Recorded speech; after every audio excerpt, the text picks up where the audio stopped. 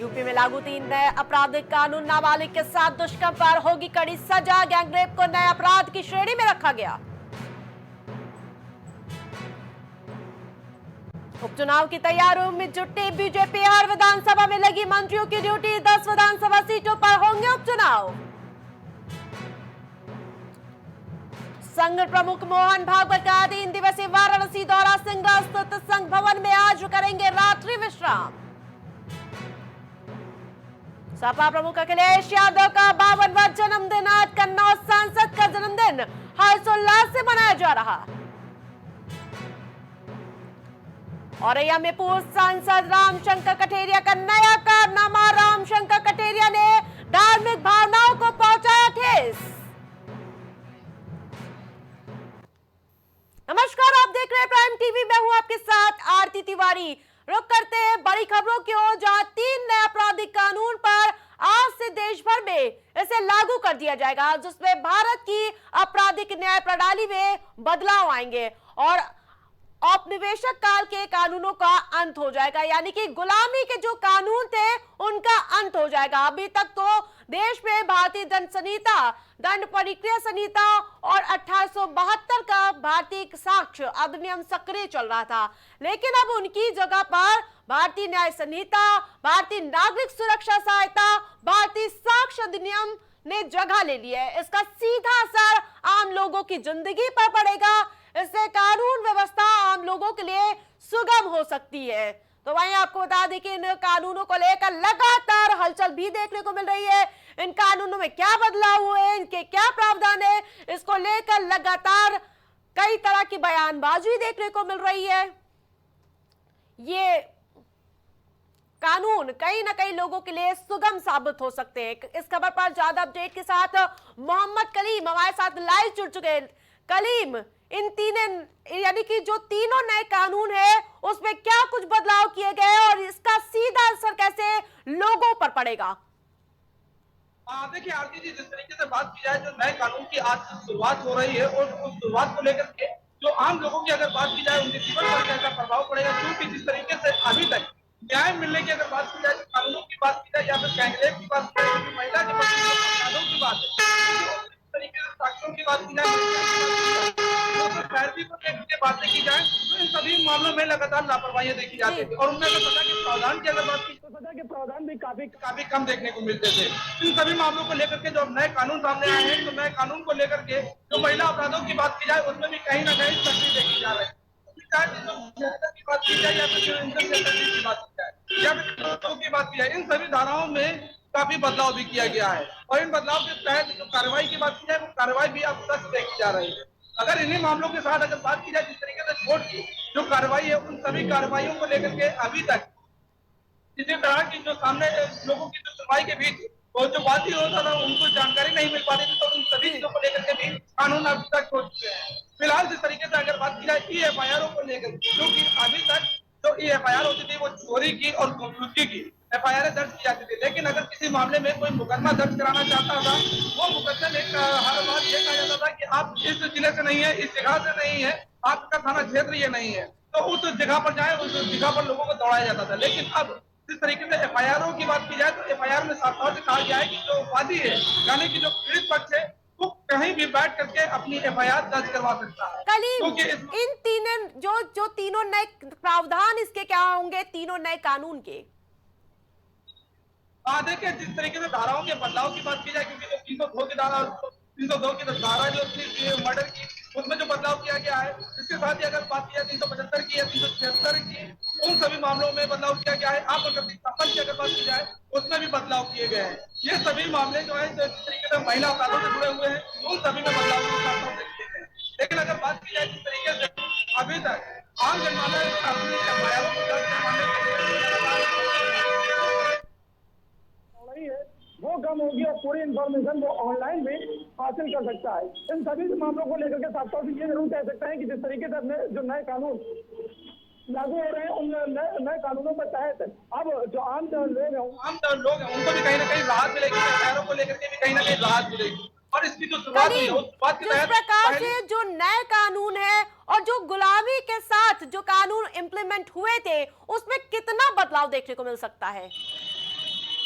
देखिए जिस तरीके से पुराने कानूनों की बात की जाए, जिस तरीके से 7 साल से कम की सजा में जो अरेस्टिंग की बात की जाए, वो अरेस्टिंग नहीं ले सकते थे। तो चाहे गबन की बात की जाए, 420 की बात की जाए, या फिर एक नॉर्मल धाराओं की बात की जाए, तो उन सभी मामलों में कहीं न कहीं जो लोगों को एक निराशा हाथ लगती थी, वो अब कहीं न कहीं जो निराशा है, वो दूर देखने को मिलेगी। फिलहाल जो अब पहले समय ये देखा जाता था, जो मुकदमे होते थे, मुकदमों में जो ये जो 76 की धाराएँ लगती थी, उनमें कोर्ट से जब वारंट पहले कहीं न कहीं इस मामले में गिरफ्तारी करते थे, लेकिन अब इस मामले में साफ तौर से जो कहा गया है कि तत्काल मुकदमा दर्ज होते ही इस मामले में पुलिस गिरफ्तारी कर सकती है बिना एनबीडब्ल्यू वारंट जारी हुए। तो कलीम, जिस प्रकार से इस पूरे कानून में जो समय सीमा निर्धारित की गई है, उसको लेकर क्या कुछ कहेंगे? क्योंकि इतने कम समय में अगर कोई बेगुनाह इस पूरे मामले में फंस गया तो क्या होगा?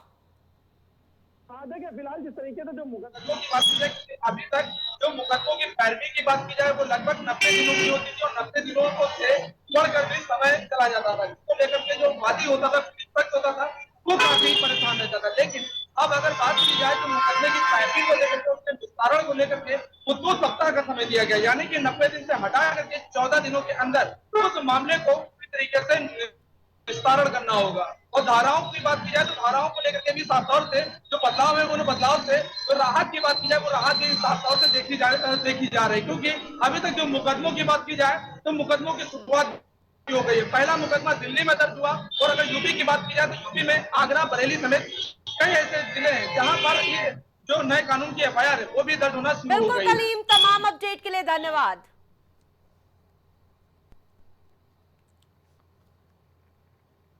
लोकसभा चुनाव के बाद उत्तर प्रदेश में 10 विधानसभा सीटों के लिए होने वाले उपचुनाव में सियासी जंग लगातार देखने को मिल रही है।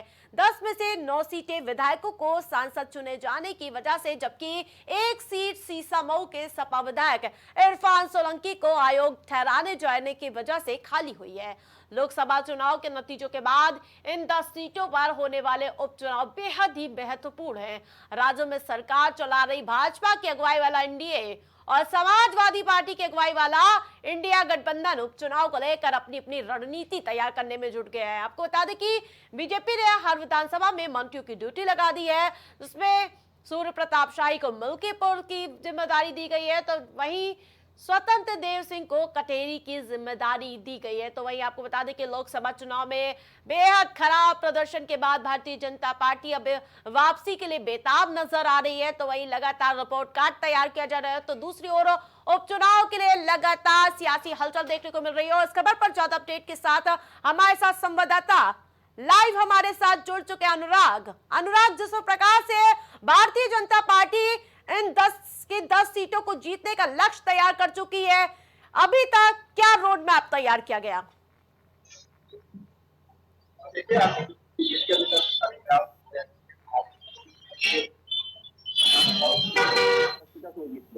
लेकिन आपको बता दें इसमें जो 5 सीटें खाली हुई हैं समाजवादी पार्टी के खाते से हैं, इन बीजेपी के खाते से, एक विकास के पार्टी के खाते से है और एक आरएलडी के खाते से। जाहिर तौर से जो 5 जो सीटें खाली हुई हैं, उन पर 5 जो विधायक है वो सांसद बन चुके समाजवादी पार्टी के। जाहिर सी बात है समाजवादी पार्टी भी अपनी तरफ से कोई कसर नहीं छोड़ना चाहती है। आरएलडी की बात करें या निषाद पार्टी की, वो लोग भी अपनी तरफ से पूरा दमखम लगाए हुए हैं कि जो सीटें उनके विधायक जो थे उनके सांसद बन गए, वो विधायक सीटें वापस पा ले किसी तरीके से। और इसको लेकर के ही लगातार सारी चर्चाओं का दौर चल रहा है और प्रयास किए जा रहे हैं। और बीजेपी जिस तरीके से आरएसएस की मदद से अब बूथ लेवल पॉलिटिक्स को मजबूत करने को लगी हुई है, और समाजवादी पार्टी की बात करें तो एक उत्साह दिखाई देता है उसके अंदर, किस तरीके से उसने उत्तर प्रदेश में बेहतर परफॉर्म करके दिखाया है। 35 सीटें लोकसभा सीटें जीती हैं, तो जाहिर सी बात है समाजवादी पार्टी अपने जो बेहतर परफॉर्मेंस उसको और बेहतर करना चाहेगा। और साथ ही 2027 पर उनका पूरा फोकस है कि 2027 के लिए कैसे ज्यादा से ज्यादा सीटें निकाली जा सके। अगर 10 सीटों में से ज्यादातर सीटें समाजवादी पार्टी जीतती है तो उसका मनोबल जाहिर तौर पर बढ़ेगा और वो 2027 में उठाने की कोशिश करेगा। अनुराग, जिस प्रकार से बीजेपी ने हर विधानसभा में मंत्रियों की ड्यूटी लगा दी गई है, कहां किन मंत्रियों की ड्यूटी लगाई गई है?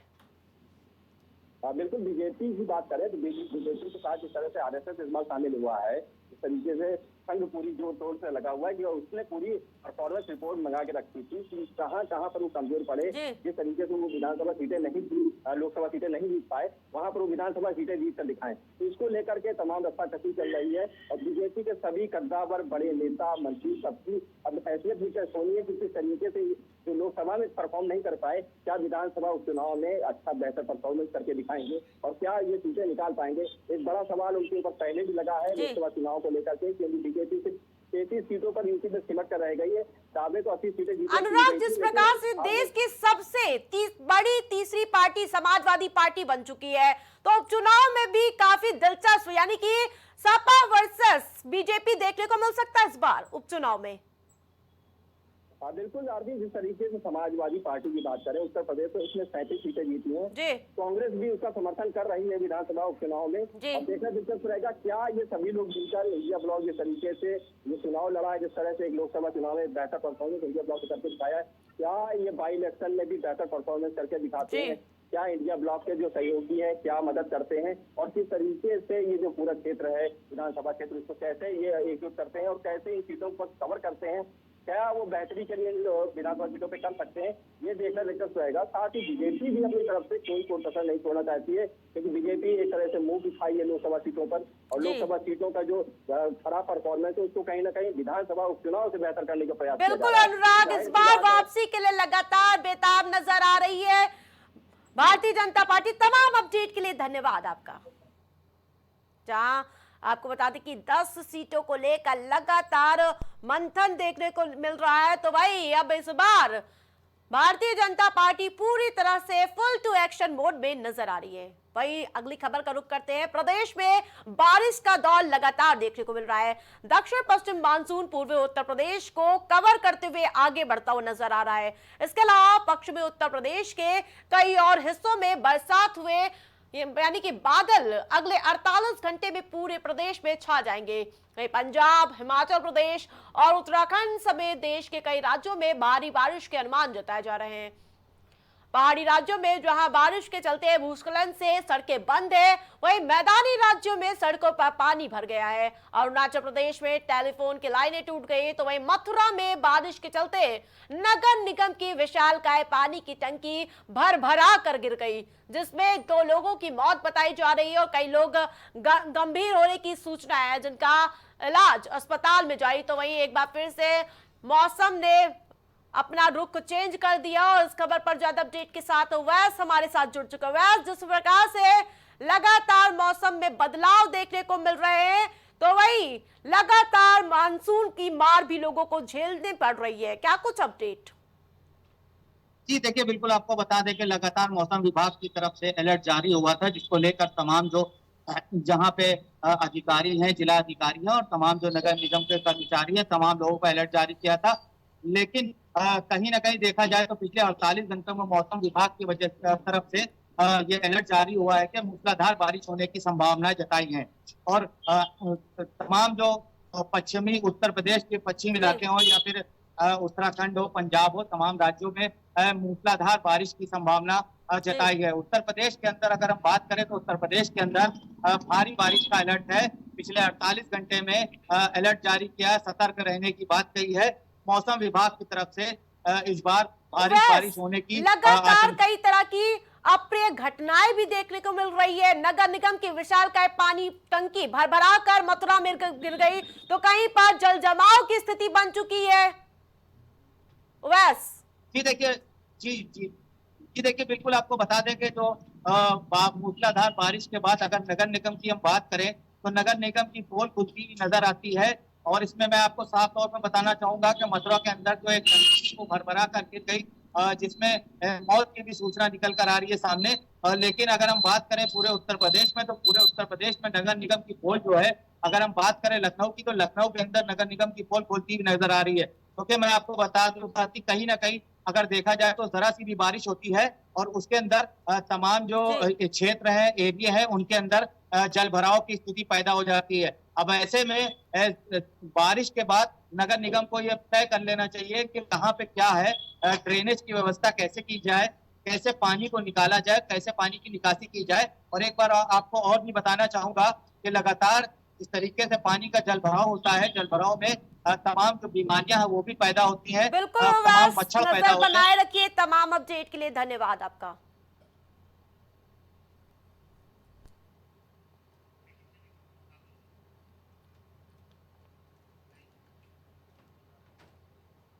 जहां मोहन भागवत वाराणसी दौरे पर हैं, तो वहीं आपको बता दें कि संघ प्रमुख मोहन भागवत का 3 दिवसीय वाराणसी दौरा है। तो वहीं मोहन भागवत लगातार यूपी में सक्रिय नजर आ रहे हैं। सिंगरा स्थित संघ भवन में आज रात्रि विश्राम करेंगे मोहन भागवत। आज संघ भवन में आयोजित शाखा में शामिल होंगे संघ प्रमुख। शाखा के बाद गाजीपुर रवाना हो जाएंगे मोहन भागवत।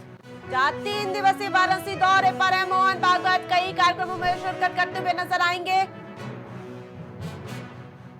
तो वहीं सिगरा स्थित संघ भवन में आज करेंगे रात्रि विश्राम।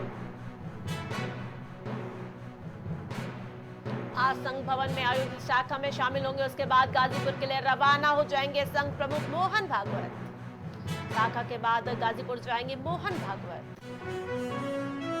मोहन भागवत 3 दिवस वाराणसी दौरे पर रहेंगे, कई कार्यक्रमों में शिरकत करते हुए नजर आएंगे। तो वहीं आपको बता दें कि इससे पहले मोहन भागवत गोरखपुर पहुंचे थे। लोकसभा चुनाव के बाद लगातार यूपी में सक्रिय नजर आ रहे हैं मोहन भागवत, जहां कई कार्यक्रमों में शिरकत करते हुए नजर आएंगे मोहन भागवत।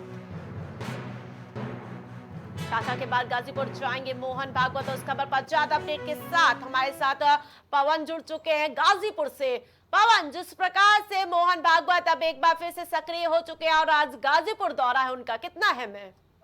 जी, आपको बिल्कुल बताते चलें कि मोहन भागवत जो आरएसएस के चीफ हैं, आज वो गाजीपुर में हैं। आपको बताते चलें कि परमवीर चक्र विजेता अब्दुल हमीद के जयंती पर आज उन्होंने मेरे पापा परमवीर नामक पुस्तक का विमोचन किया। साथ ही उसके बाद जो है उन्होंने एक छोटी सी संबोधन की और उसके बाद फिर से वो हथियाराम मठ के लिए रवाना हो चुके हैं और इस समय हथियाराम मठ में मौजूद है और इस समय हथियाराम के मठ के महंत भवानी नंदन यति के साथ बैठ के कुछ बातें कर रहे हैं। जी, किन अहम मुद्दों पर और कितनी बड़ी बैठक का आयोजन हो सकता है? जी, आपको बिल्कुल बताते चलें कि हथियाराम मठ जो है वो धार्मिक जगह है, तो यहाँ पे राजनीति से हट के कुछ धर्म की बात करेंगे और जो यहाँ पे जो जनता है, यहाँ पे सबसे ज्यादा आपको बता दें कि पुरुषों के ज्यादा महिलाएं यहाँ पे उपस्थित हैं, उनसे भी वो संवाद करेंगे। बिल्कुल पवन, तमाम अपडेट के लिए धन्यवाद। संसद गेट पर विपक्ष का जोरदार प्रदर्शन, जहां लगातार विपक्ष मोर्चा खोल चुका है। प्रदर्शन में शामिल हुए इंडिया गुट के नेता, जहां राघव चड्ढा समेत कई विपक्ष के नेता, राहुल गांधी समेत कई दिग्गज नेता मौजूद है। आम आदमी पार्टी के प्रदर्शन में शामिल हुए हैं राहुल गांधी, जहां संसद गेट पर विपक्ष का प्रदर्शन देखने को मिल रहा है। प्रदर्शन में शामिल हुए इंडिया गुट के नेता, जहां लगातार सक्रिय है इंडिया गुट। आम आदमी पार्टी के प्रदर्शन में शामिल हुए राहुल गांधी, उसकी तस्वीरें भी सामने आ चुकी हैं। लोकसभा से विपक्ष का वॉकआउट, जहां आपको बता दें कि लगातार सुबह से कार्रवाई जारी है। उस बीच जहां विपक्ष का वॉकआउट देखने को मिला, नीट मामले पर विपक्ष का वॉकआउट। नीट मामले को लेकर विपक्ष लगातार सरकार पर हमलावर है। राहुल गांधी ने कहा नीट पर एक दिन चर्चा हो।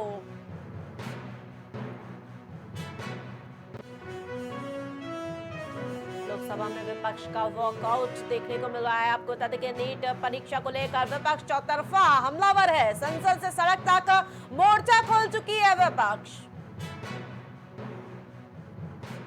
नीट पर एक दिन चर्चा हो, राहुल गांधी का बयान। राहुल गांधी ने चर्चा की मांग की है। पश्चिम बंगाल से इस वक्त की बड़ी खबर, महिला के साथ मारपीट करने के मामला, जहां मारपीट के मामले से बड़ी अपडेट सामने आ रही है।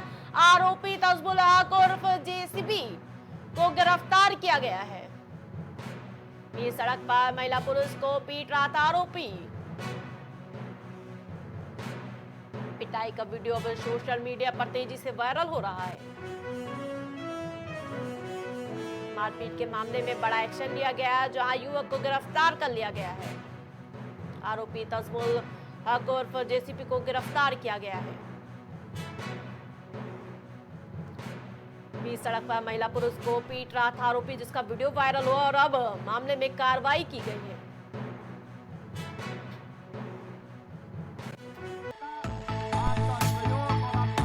कुछ भाव पुष्प। आप देख रहे हैं प्राइम टीवी, सच साहस सरोकार। MGM hospital and research centre, advance neuro and spine surgery centre. आपका स्वास्थ्य ही हमारी प्राथमिकता। पता Jhalwa Prayagraj. Medico hospital and super speciality centre, जहां होता है स्पेशलिस्ट डॉक्टरों की निगरानी में बेहतर इलाज। संपर्क करें 9455270200। पता नए हाईकोर्ट के सामने, Smileganj, Faizabad road, Lucknow. Sunita home care centre, जहां रखा जाता है पेशेंट से लेकर बच्चों तक का ख्याल। पता मटियारी विधायक चौराहा, Chinhat, Faizabad road, Lucknow. Mobile number 9125179740, 9219470312। अब हर किसी के घर में गूंजेगी बच्चों की किलकारियां। निसंतान को भी मिलेगा अब संतान का सुख। जी हाँ, बांझपन से अगर आपको भी चाहिए छुटकारा, तो आज ही आइए Saira health care and hijama centre. आपका स्वास्थ्य ही हमारी प्राथमिकता। डॉक्टर निजामुद्दीन कासमी, सेक्स रोग विशेषज्ञ, हर्बल दवाओं के द्वारा गुप्त रोग और बांझपन के सफल उपचार की 100% गारंटी। पता बाराबंकी, उत्तर प्रदेश। दशकों से प्रयागराज के विश्वसनीय शैक्षणिक संस्थानों में से एक वैभव क्लासेस, जहां मिलता है शिक्षा का बेहतर एनवायरनमेंट अनुभवी शिक्षकों के साथ। पता near auto sales building, civil lines, Prayagraj. Goyal super speciality hospital आपके लिए लेकर आया है world class heart care facilities, जहां होता है हार्ट समेत सभी बीमारियों का बेहतर इलाज। संपर्क करें अयोध्या रोड, चिनहट, लखनऊ। BabaSahebShadi.com, ये पोर्टल वेबसाइट शादी विवाह के रिश्तों के लिए ये बहुत ही भरोसेमंद और बेहतरीन पोर्टल वेबसाइट है। अभी तक बहुत सारे लोगों ने इस पर भरोसा किया है और मनचाहा रिश्ता पाया है। ये पूर्णतः सुरक्षित है। आप आज ही अपना निशुल्क पंजीकरण कराएं और मनचाहा रिश्ता पाएं। मां सरस्वती शिक्षण संस्थान मदुरी, राजकीय मान्यता प्राप्त विद्यालय, जहां होता है भविष्य निर्माण। एडमिशन के लिए आज ही संपर्क करें और अपने बच्चों को दिलाएं बेहतर शिक्षा। जिला Kheri, Uttar Pradesh. M planet digital world लेकर आया है इलेक्ट्रिक स्कूटर की दुनिया में नई क्रांति। बेहतर कंफर्ट, आधुनिक सुविधाओं से लैस रोड का नया बादशाह। इलेक्ट्रिक स्कूटी अपनाए, प्रदूषण को कहे बाय बाय। पता प्रोफेसर कॉलोनी, कमला नगर, आगरा। मस्तिष्क मनोरोग, नस एवं नशा मुक्ति के विशेषज्ञ डॉक्टर राकेश पासवान। पता Sitaram hospital, Darbhanga colony, Lowther road, Prayagraj. करी भोजपुरी के पहला story telling mobile app Yayavari via Bhojpuri play store से और डूब जाएं दुनिया भर के कहानियन के अद्भुत सागर में आपन भाषा भोजपुरी में। यायावरी वाया भोजपुरी, कथा कहानी आपन बानी। बच्चों के उज्जवल भविष्य के लिए चुने आदर्श जनता विद्यालय, गोला कस्ता रोड, उमरपुर, लखीमपुर खीरी। एडमिशन के लिए आज ही संपर्क करें। Cosmo laser dental clinic and dental implant centre, जो देता है आपको वर्ल्ड क्लास की बेहतरीन डेंटल सुविधाएं। पता प्रथम तल, वृंदावन टावर, ऑपोजिट होटल जेके palace, civil lines, Prayagraj, Uttar Pradesh. संपर्क करें 3938822172। गुड़गांव के टॉप ब्यूटी सैलून में से एक about you nails and beauty salon and academy, जहां मिलता है आपको नेल एक्सटेंशन जैसे सभी तरह की कॉस्मेटिक सेवाएं। पता 17 basement Huda market, sector 40, Gurgaon. संपर्क करें 9555299960। महिला एवं प्रसूति रोग विशेषज्ञ, लेप्रोस्कोपी सर्जरी जैसे gall bladder, hernia, kidney stone का आधुनिक विधि द्वारा उपचार किया जाता है। अदिति हॉस्पिटल, जहां मिलता है आपको बेहतरीन इलाज अनुभवी डॉक्टर्स के साथ। आपका स्वास्थ्य ही हमारी प्राथमिकता। पता Alapur, Lucknow road, post head office, Barabanki. Phone number 05248297631, 8707381354, 7912120078। Wallpaper की बेहतरीन डिजाइन के साथ इंटीरियर और एक्सटीरियर के कार्यों का बेहतरीन अनुभव। केसरवानी पेंट्स एंड हार्डवेयर, पता जवाहरलाल नेहरू रोड निकट पार्वती हॉस्पिटल, प्रयागराज।